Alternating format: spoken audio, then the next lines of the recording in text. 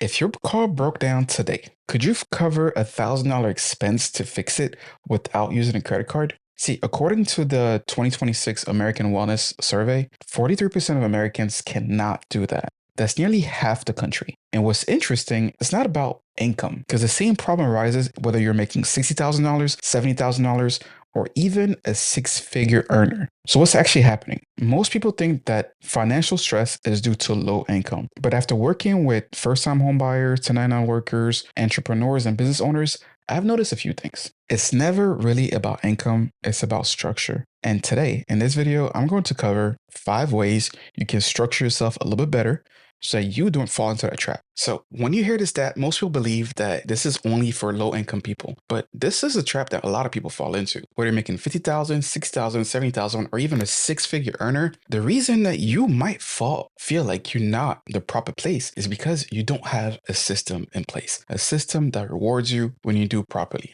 The trap is most people believe that this is only income based, right? If I just made more money, if I had a better job, I would not fall into this trap.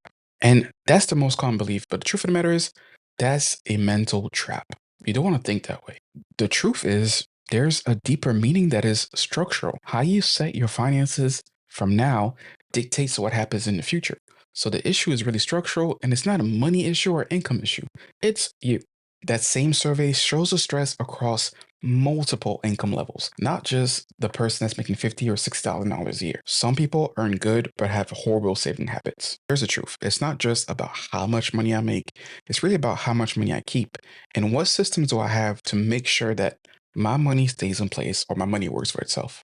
And before we break down the solution, I want to show you exactly where this comes from and what the data says so that you can understand the bigger picture of things and we can get right into it. The survey shows that financial stress is highly linked to day-to-day money management and not just income. People with higher incomes still feel like their money is tight around the end of the month or they don't have enough savings to sustain their lifestyle. And here's what the research observed. People without emergency savings feel more stressed. Those with savings have a better financial security and better work-life decision. Financial stress often shows up at work, creating distractions in the workplace.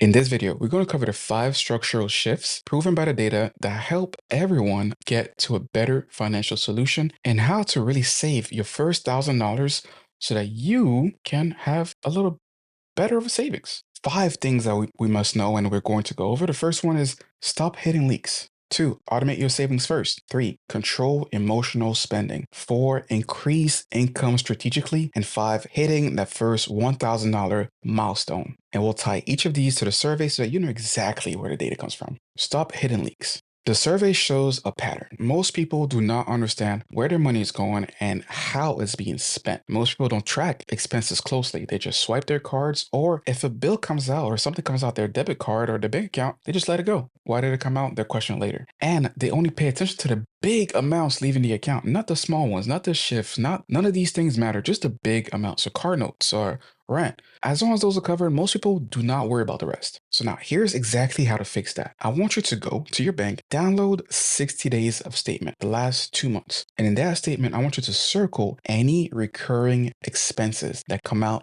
from your bill. These might be small. It could be $1 for a fee or $14 for Amazon or whatever it is. Circle all these expenses and tally them up. Then you're going to categorize the expenses as fixed, variable, or miscellaneous. As you're doing that, you're going to find 3 or more expenses that you didn't know about. Unknown fees, unknown withdrawals that just come out every single month. Most people will find between $100 to $300 worth of expenses in their accounts that was hidden, that did not know about. And that total spending will go between $1,800 to $3,000 a year that you could save in your pocket. So research shows that people who audit their finances religiously find ways to save more money upfront. Automate your savings. According to a survey, the biggest factor when it shows financial stability is knowing that you have money put to the side before an emergency hits. But most people save on what's left over from their account. They don't realize that saving is an intentional sport.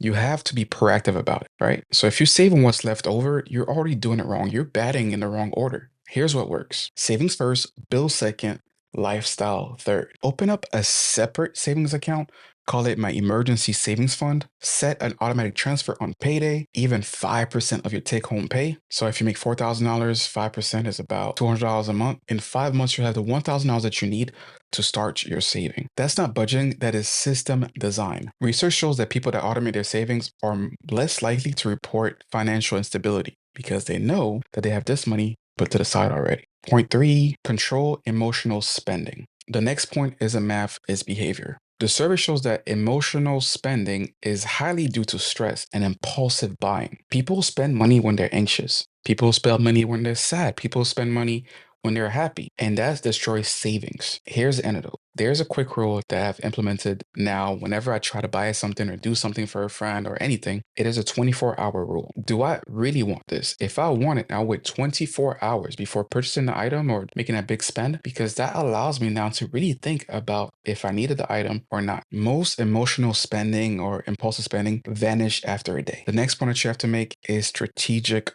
growth. Cutting expenses, saving money directly only goes so far. The survey found that most people that don't look for a new source of income, a way to actively increase their income, will always fall behind. That growth has to be controlled. You have to be very intentional about what you do so that your money grows with you. So here's some things that might work for you. Negotiate your salary, learn a new skill that you can monetize, refine high interest accounts or debt, and renegotiate bills. If you earn extra $300 a month, do not go spend it. Save half of it. So if you earn an extra $300 a month, do not go spend it. Save half of it. That's an additional $1,800 a year that you can put aside because you made a little bit more money and you were able to use a little bit of it and you saved most of it. Those who improve their earnings in the long run, again, have a better financial status. The last point is a $1,000 identity shift. And this is more psychological than it is financial. It's a real pivot. The survey shows that there's a big gap between those who intentionally save the money, who already have the money saved, and those who don't. Crossing that first $1,000 mark is a major milestone, because once you put $1,000 to the side, then guess what? You're able to challenge yourself to do more. 2,000, 3,000, 4,000, 10,000, and more, because now you know that you have the skills and the know-how, and if you can do it once, you can do it twice, 3 times, over and over again. That's a shift. It takes you from a fragile account to a more prepared person, from worrying to planning. Prepared people make more money and they make better financial decisions, and better decisions compound over time. Emergency savers report a higher long-term planning capacity and lower amounts of stress. I wonder why. So here's the data truth. 43% of Americans have less than $1,000 in savings. The survey doesn't just tell us the problem, it tells us a pathway out of it. Track your spending, automate your savings, control emotional urges, grow income intentionally. Hit your first $1,000 milestone. That's where stability begins. If this research breakdown gives you clarity, subscribe for more and leave a comment below. What structural changes are you going to make today so you can save for your future? Because peace isn't built by accident. It's built by structure.